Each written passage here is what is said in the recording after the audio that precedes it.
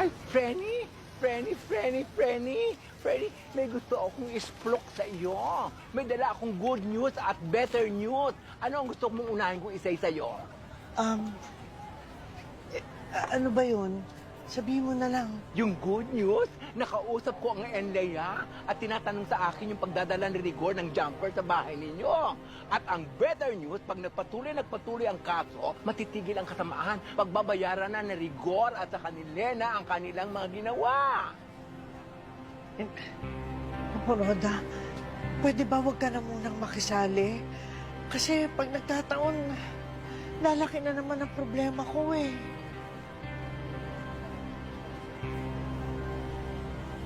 Saan ka ba nang galing?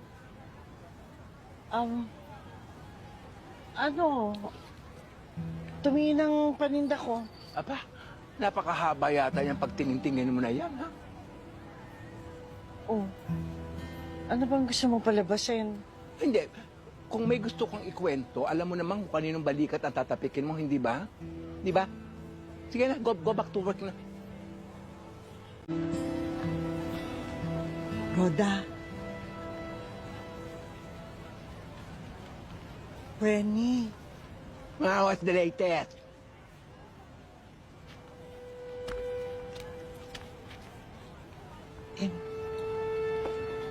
Roda, palagay mo, kailan kaya ako makakahinga? Yung medyo mabawasan naman yung bagahe ko. Talaga naman magulo ang buhay eh. Pero may say naman tayo sa gusto natin gawin, hindi ba? Meron tayong free will, dapat gamitin natin yon.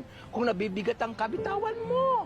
Kung nangangalay ka, aba, mag-iba ka ng pwesto. Kung gusto mo ng fresh air, mag-iba ka ng tanawin o pumunta ka dun sa ibang lugar na makagagaan sa kalooban mo. Alam mo ikaw, Ano? kahit ganyan ka, minsan may mga pagkakataon matinurin yung mga sinasabi mo eh, no?